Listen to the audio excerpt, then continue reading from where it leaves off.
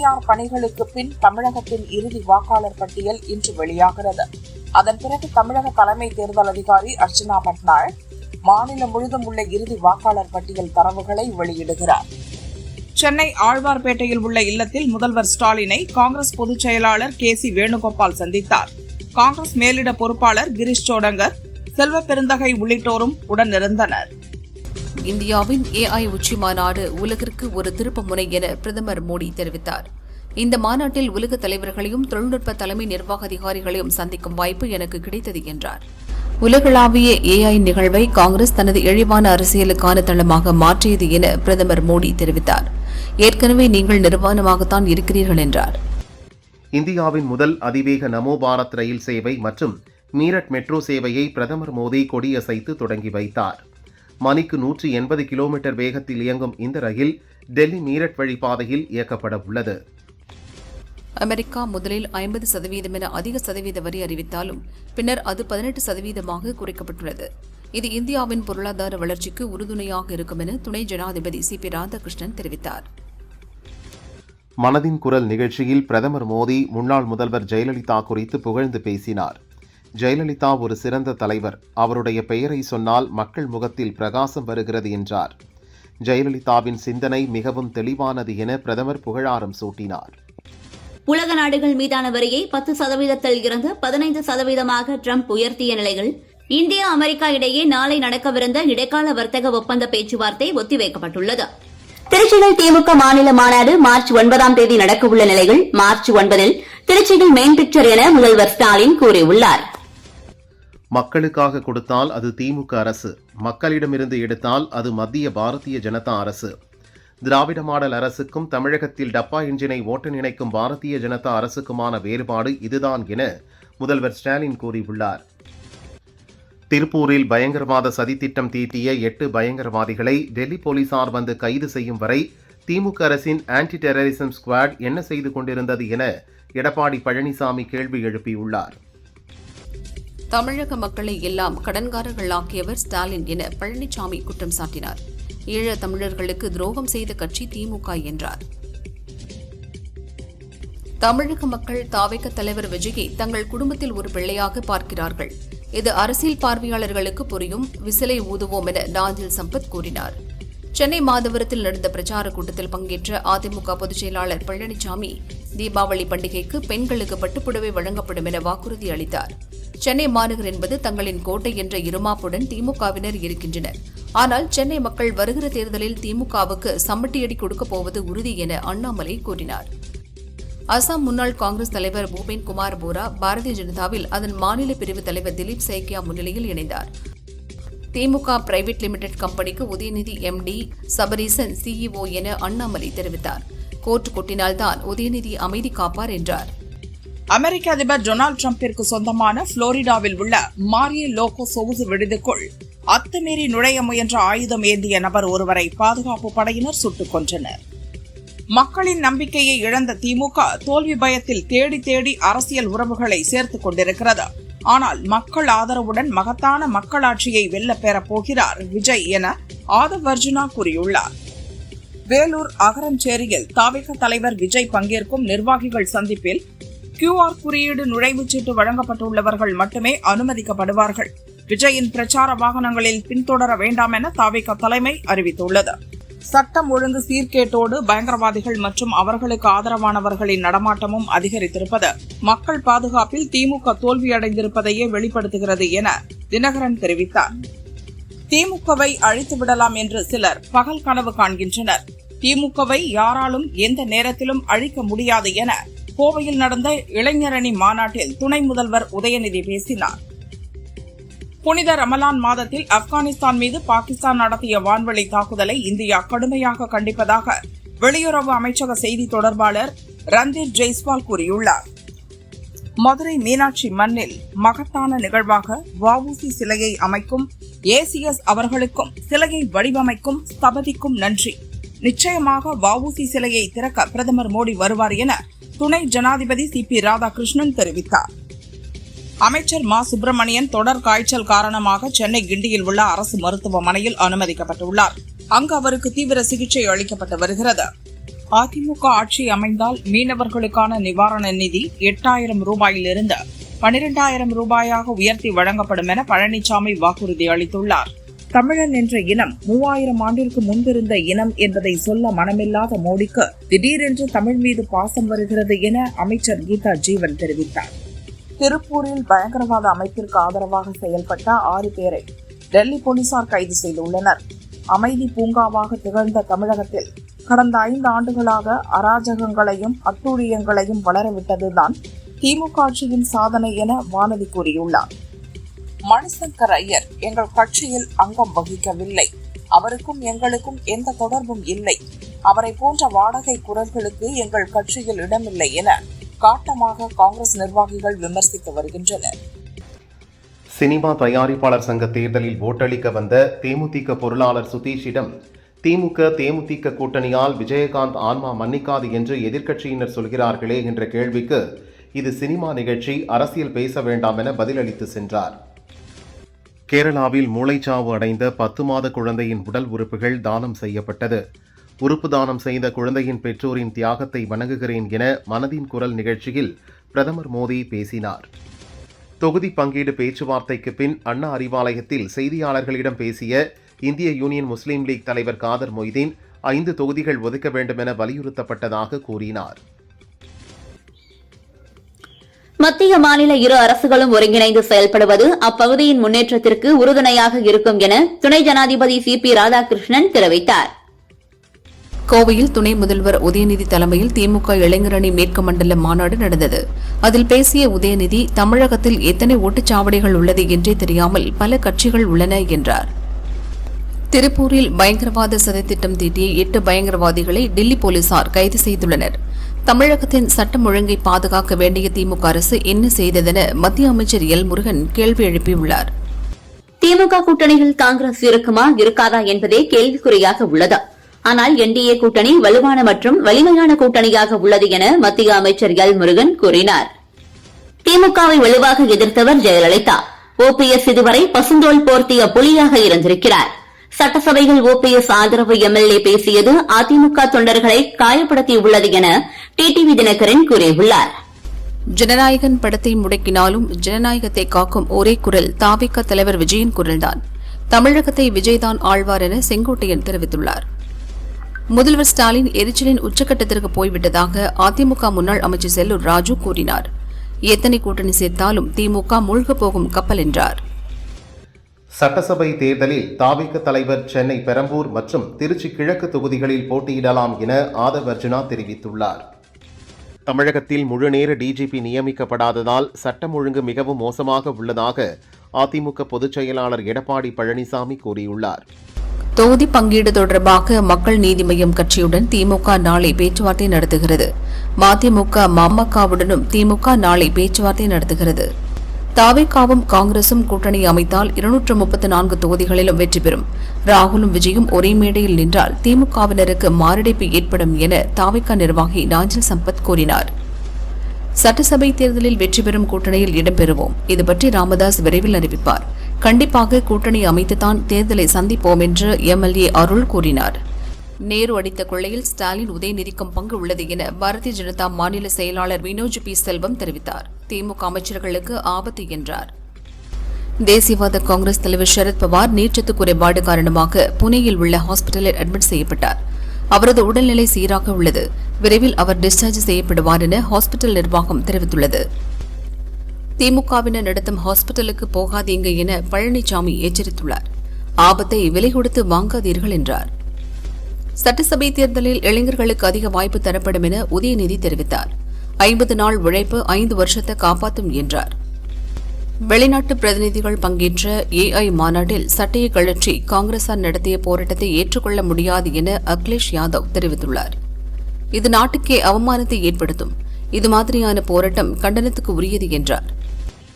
சுகாதார ஆய்வாளர்கள் கூட்டுறவு உதவியாளர் பணிக்கான போட்டித் தேர்வில் வெற்றி பெற்ற 4010 பேருக்கு பணி நியமன ஆணை வழங்க வேண்டுமென அன்புமணி வலியுறுத்தியுள்ளார்.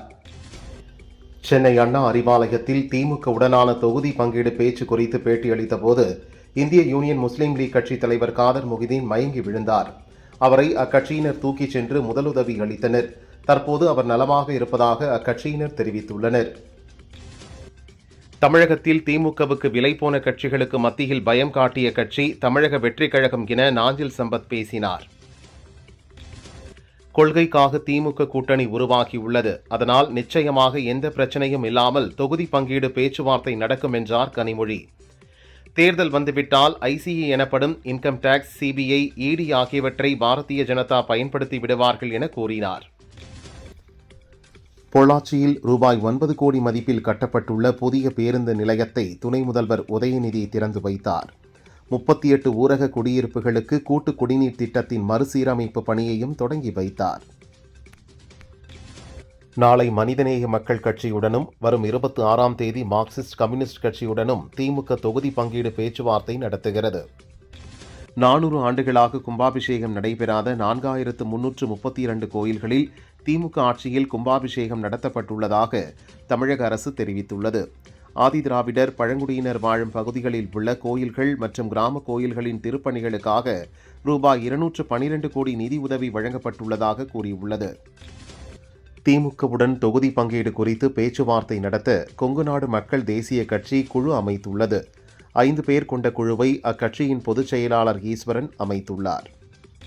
OPS பதவிக்காக எதையும் செய்ய துணிந்து விட்டார். தற்போது தர்ம யுத்தம் 3.0 யார் சொல்லி தொடங்கினார் என்று தெரியவில்லை. யுத்தத்தை தர்மர் நடத்த வேண்டும். அதர்மவாதி நடத்தினால் அதர்மத்தில்தான் முடியும் என டிடிவி தினகரன் கூறியுள்ளார். கடந்த 5 ஆண்டுகளில் டாஸ்மாக் கடைகளில் 24,000 கோடி ரூபாய் ஊழல் நடந்துள்ளதாக எதிர்க்கட்சித் தலைவர் எடப்பாடி பழனிசாமி குற்றம் சாட்டியுள்ளார்.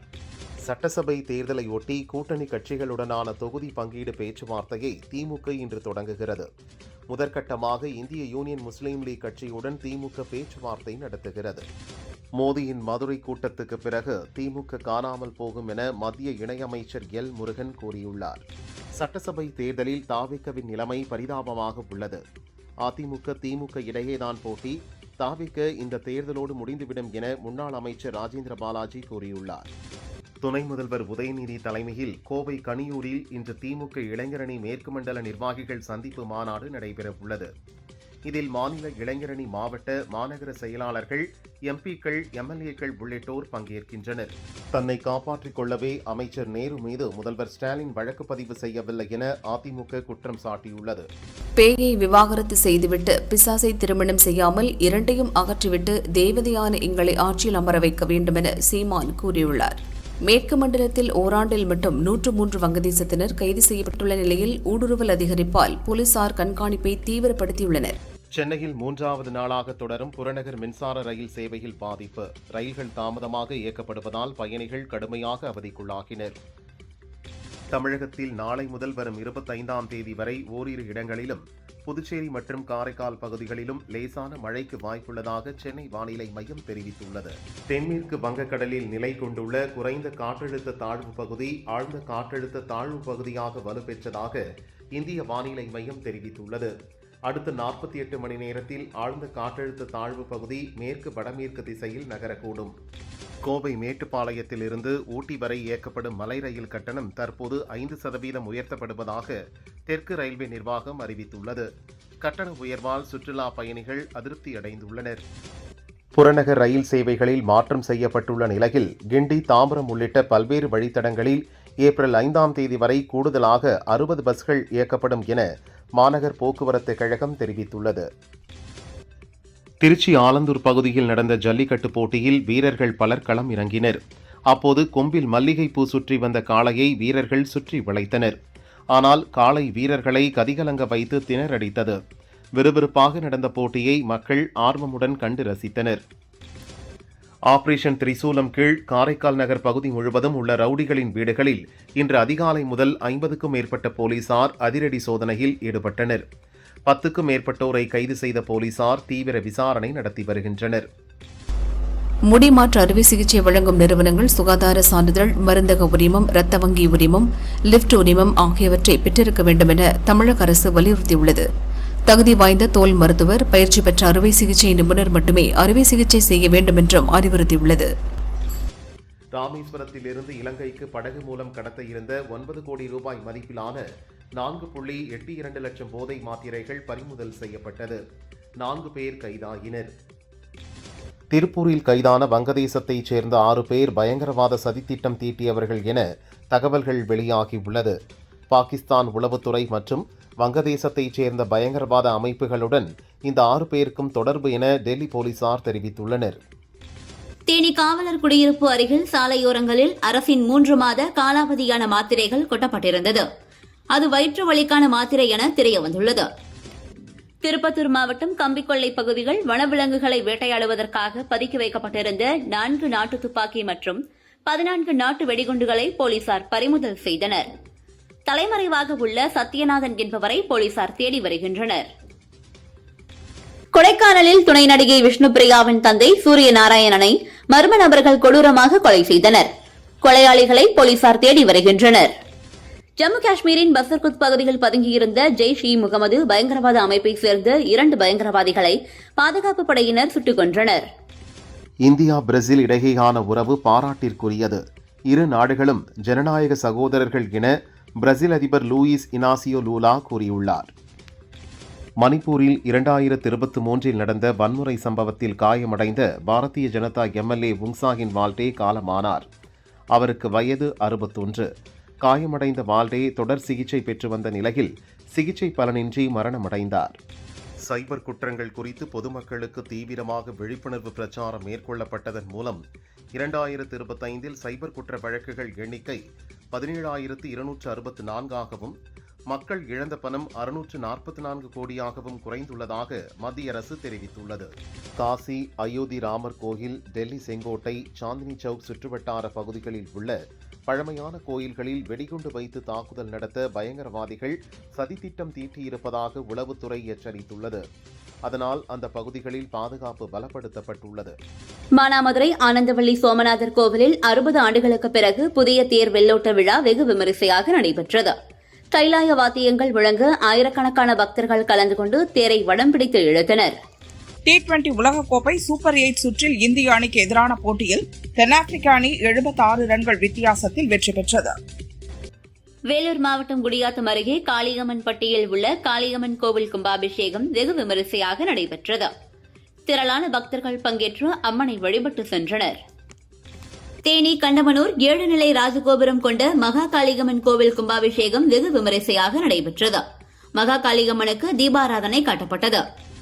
சுபமுகூர்த்த தினத்தை முன்னிட்டு திருச்செந்தூர் முருகன் கோவிலில் இன்று 25 திருமணங்கள் நடைபெற்றது. பக்தர்கள் கூட்டம் அலைமோதியது. சிவகங்கை மாவட்டம் திருக்கோஷ்டியூர் சௌமிய நாராயண பெருமாள் கோயிலில் துணை ஜனாதிபதி CP ராதாகிருஷ்ணன் தரிசனம் செய்தார். முன்னதாக மதுரையிலிருந்து ஹெலிகாப்டர் மூலம் திருப்பத்தூர் வருகை தந்த ராதாகிருஷ்ணனுக்கு கலெக்டர் பொற்கொடி பூங்கொத்து கொடுத்து வரவேற்றார். குமரி மாவட்டத்தில் பச்சிளம் குழந்தைகளுக்காக தூக்க நேர்ச்சை நடத்தப்படும். கொல்லங்கோடு பத்திரகாளியம்மன் கோயிலில் கும்பாபிஷேகம் வெகு விமரிசையாக நடைபெற்றது. பல்லாயிரக்கணக்கான பக்தர்கள் பங்கேற்றனர். சென்னை திருவொற்றியூர் வடிவுடையம்மன் ஆதிபுரீஸ்வரர் கோயிலில் மாசி பிரம்மோற்சவ விழா கொடியேற்றத்துடன் துவங்கியது. 10 நாட்கள் விழா நடக்கிறது. திருச்செந்தூர் சுப்பிரமணிய சுவாமி கோயிலில் மாசி விழா 2வது நாளில் சுவாமி குமரவிடங்க பெருமான் சிங்கக்கேடைய சப்பரத்திலும் தெய்வானை அம்பாள் பெரிய கேடைய சப்பரத்திலும் எழுந்தருளி வீதி உலா வந்தார். ஸ்ரீரங்கம் அரங்கநாதர் சுவாமி கோவிலில் மாசி தெப்ப உற்சவத்தின் 4ஆம் நாளில் நம்பெருமாள் வெள்ளி கருட வாகனத்தில் எழுந்தருளினார். காரைக்கால் ஸ்ரீ ஜடாயுபுரீஸ்வரர் சுவாமி கோயில், திருவாரூர் பிடாரியம்மன் கோயிலில் மாசிமக திருவிழா கொடியேற்றத்துடன் விமர்சையாக தொடங்கியது. இதில் ஏராளமான பக்தர்கள் கலந்து கொண்டு சாமி தரிசனம் செய்தனர். ஈரோடு திண்டல் வேலாயுத சாமி கோயிலில் வெகு விமர்சையாக நடந்த கும்பாபிஷேக விழாவில் அமைச்சர்கள் சேகர் பாபு, முத்துசாமி ஆகியோர் கலந்து கொண்டனர். அங்கு திரண்டிருந்த ஆயிரக்கணக்கான பக்தர்கள் அரோகரா கோஷமிட்டு முருகனை வழிபட்டனர். அமெரிக்க சுப்ரீம் கோர்ட் தீர்ப்புக்கு பிறகு சர்வதேச நாடுகள் மீதான வரியை 10%இலிருந்து 15% உயர்த்துவதாக அதிபர் ட்ரம்ப் அறிவித்துள்ளார். இந்த புதிய வரி வரும் 24ஆம் தேதி முதல் நடைமுறைக்கு வரும் என தெரிவிக்கப்பட்டுள்ளது. அமெரிக்க அதிபர் ட்ரம்ப் விதித்த அதிக வரி விதிப்பால் மக்களுக்கு ஏற்பட்ட விலை உயர்வு சட்டவிரோதமானது என கவர்னர்கள் JB பிரிட்ஸ்கர், கவின் நியூசம், கத்தே ஹோச்சல் ஆகியோர் எதிர்ப்பு தெரிவித்துள்ளனர். ஆப்கானிஸ்தான் எல்லையில் பாகிஸ்தான் நடத்திய வான்வழி தாக்குதலில் TTP பயங்கரவாதிகள் 28 பேர் உயிரிழந்தனர். இதனால் அந்த பகுதியில் பதற்றமான சூழல் நீடிக்கிறது.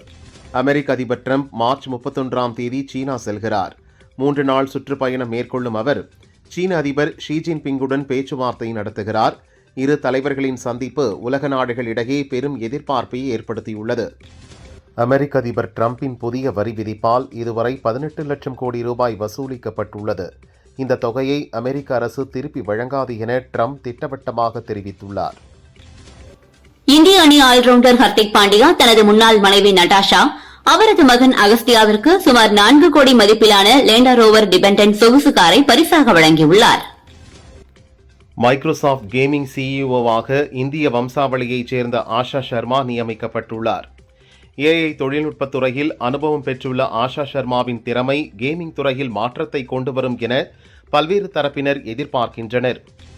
அமெரிக்காவில் கடும் பனி புயலுக்கான எச்சரிக்கை விடுக்கப்பட்ட நிலையில் நாளை நியூயார்க் மற்றும் டேவாக் நகரங்களுக்கான விமான சேவைகளை ஏர் இண்டியா ரத்து செய்வதாக அறிவித்துள்ளது. தயாரிப்பாளர் சங்க தேர்தலில் தலைவர் பதவிக்கு GKM தமிழ்குமரன் வெற்றி பெற்றார். பொருளாளராக சுபாஷ் சந்திரபோஸ், இணைச் செயலாளராக சுஜாதா விஜயகுமாரும் வெற்றி பெற்றனர்.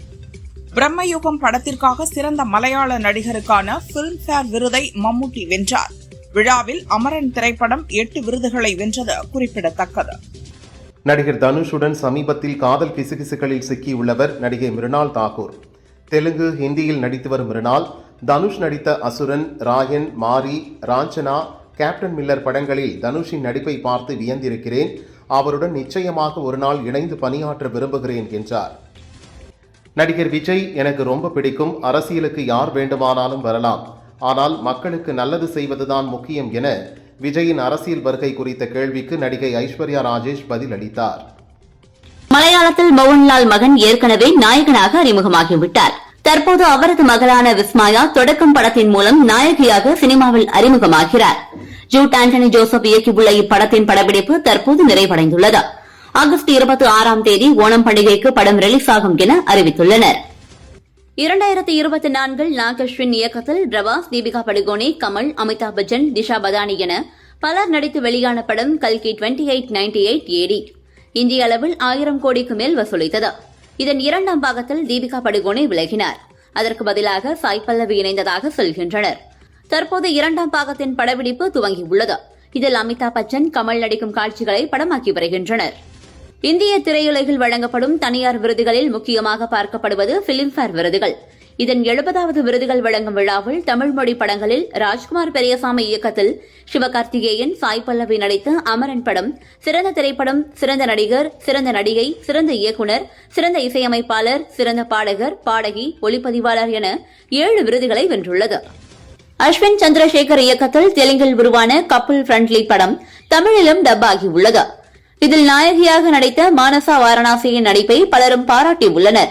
மானசா கூறுகையில், இயக்குநர் அஸ்வின் சாய் பல்லவியின் தீவிரமான ரசிகர். அதனால் இந்த கதாபாத்திரம் பற்றி அவர் என்னிடம் கூறும்போது சாய் பல்லவி படங்களில் அவரது நடிப்பை பாருங்கள் என்றார்.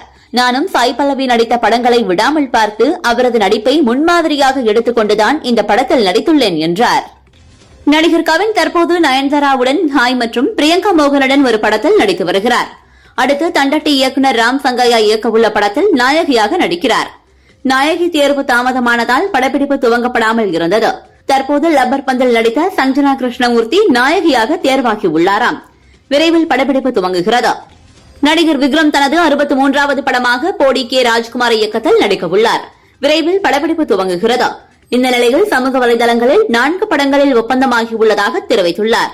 நடிகர் விக்ரம் அதன்படி 64வது படத்தை விஷ்ணு எலவன், 65வது படத்தை ஆனந்த் சங்கர் இயக்கவுள்ளார்களாம். இதில் ஆனந்த் சங்கர் ஏற்கனவே விக்ரமை வைத்து இருமுகன் படத்தை இயக்கியவர். 66வது படம் கார்த்திக் சுப்ராஜின் மகான் 2 ஆக இருக்கும் என்கின்றனர். நடிகை மஞ்சு வாரியர் ரேசர் அஜித் குமாரை துபாயில் சந்தித்துள்ளார். கார் பந்தய களத்தில் அஜித் குமாரை சந்தித்தது குறித்து அவர் இன்ஸ்டாகிராம் தளத்தில் பதிவிட்டுள்ளார்.